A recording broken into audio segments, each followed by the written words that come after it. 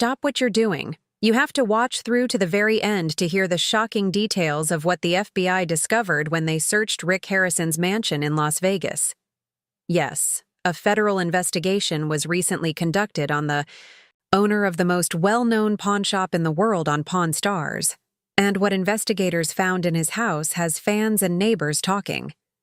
What precisely happened, why the FBI was there in the first place, and what Rick Harrison himself had to say when it all came to light are all being covered today.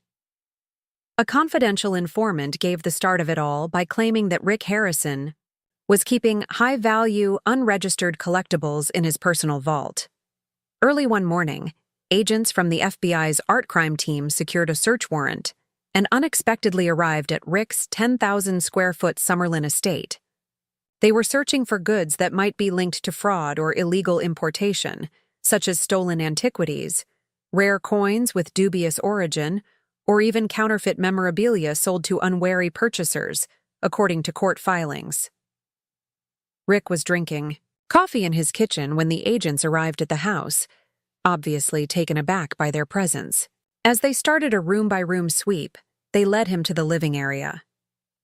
The study discovered a floor-to-ceiling display case containing what looked to be genuine celebrity-owned objects, including a signed John Lennon guitar, Marilyn Monroe's script sheets, and Elvis Presley's concert cufflinks. However, there were immediate concerns because none of those goods were registered with the appropriate authorities or supported by provenance documentation. The agents found a collection of historic coins, including Byzantine gold solidi and Roman denarii, packed in plastic bags behind a concealed panel in the walk-in closet. Several of those coins were eventually verified by experts to have been reported stolen from a museum in Europe decades prior. Serious charges, such as conspiracy, possession of stolen property, and trafficking of cultural heritage, could result from that discovery alone. The basement vault, however, was the biggest shocker. What appeared to be a harmless wine cellar was actually a high-security safe room. Dozens of old comic books, including Detective Comics No. 27 and Action Comics No. 1, were discovered by the FBI inside, all wrapped in protective sleeves. They initially appeared to be a collector's paradise.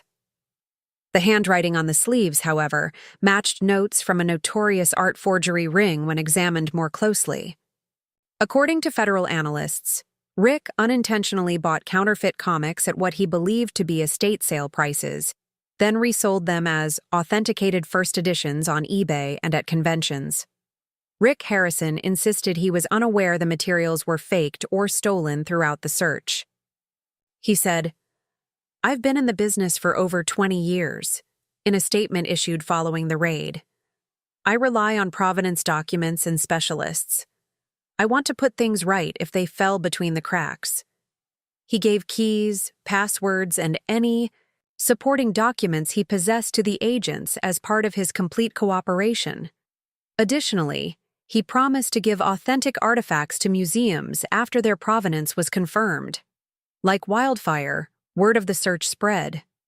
Admirers who grew up watching Rick haggle over antique guns and gold necklaces on Pawn Stars were in disbelief. Reactions on social media ranged from, "How could he not know?" to, "He's innocent until proven guilty." Some collectors expressed sympathy, pointing out that even experienced dealers might be tricked by the abundance of fakes on the market. Some were more dubious, contending that a person in Rick's shoes ought to have conducted more thorough research. According to legal experts, Rick benefits from his cooperation and clean background.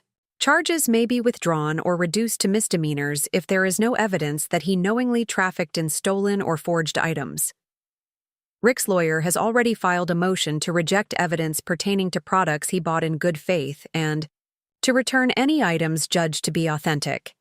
The artifacts will stay in FBI possession until the hearing, which is the following month. What will happen to Rick Harrison next? To concentrate on clearing his name, he is taking a little hiatus from Pawn Stars filming.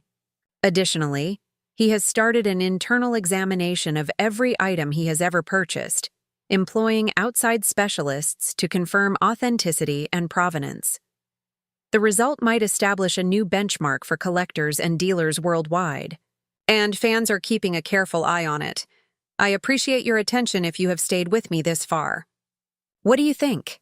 Did Rick ignore dubious things for financial gain?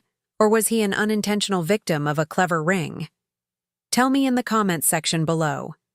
Make sure to subscribe right now if you want to receive updates on this story and other amazing celebrity investigations. You only need to click to disclose your next major reveal.